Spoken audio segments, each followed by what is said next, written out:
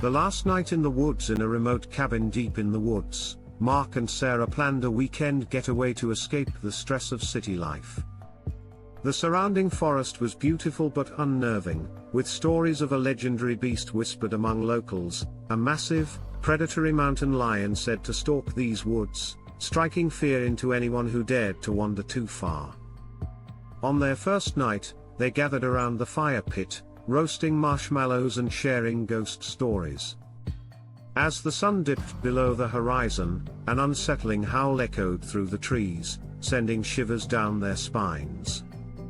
"Just an animal," Mark said, trying to brush off the chill that crept into their bones. But as darkness settled in, the howling grew closer, more distinct.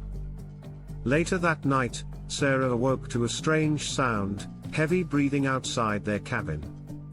She nudged Mark, but he was deep in sleep. Curiosity and fear tangled in her gut as she slipped out of bed, tiptoeing to the window. Peering through the glass, she saw nothing but the darkness of the trees. Just as she was about to turn away, the eyes appeared, two glowing orbs, staring back at her from the shadows. Her heart raced.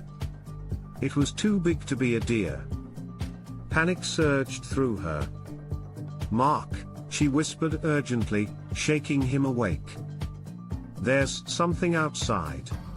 He groggily rubbed his eyes, but before he could respond, a loud thud reverberated against the cabin walls, followed by a low growl that rattled the very air around them.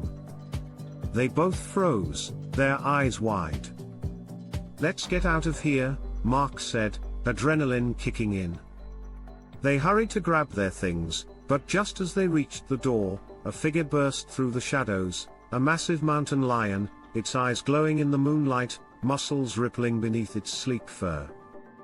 With a primal roar, it lunged toward them, and they stumbled back, knocking over a chair. "Run!" Mark shouted, and they bolted out the back door, adrenaline surging.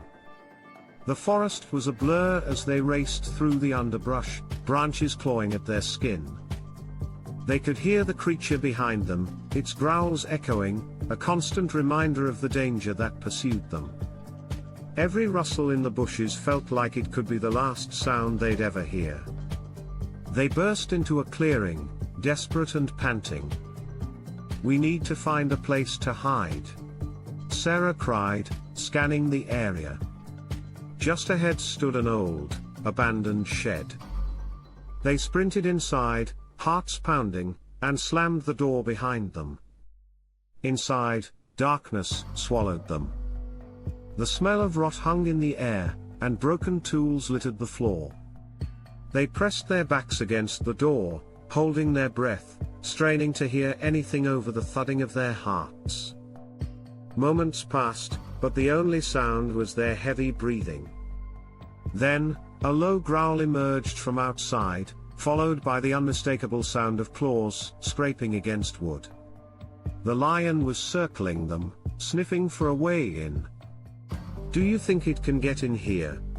Sarah whispered, her voice trembling.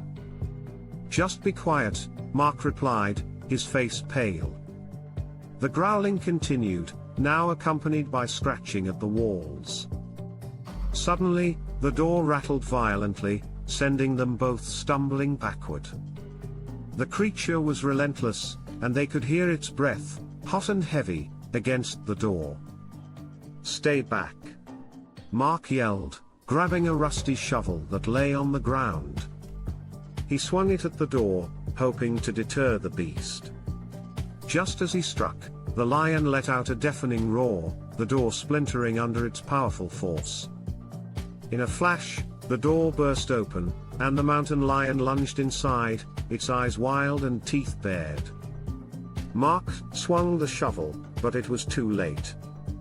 The last thing Sarah saw was the gleam of the lion's eyes as it pounced. Then, darkness enveloped her. Days later, the forest was silent again, but the stories of the cabin lingered. Locals would warn travelers, saying, "Don't go near Blackwood at night. The lion still hunts for those who dare to trespass."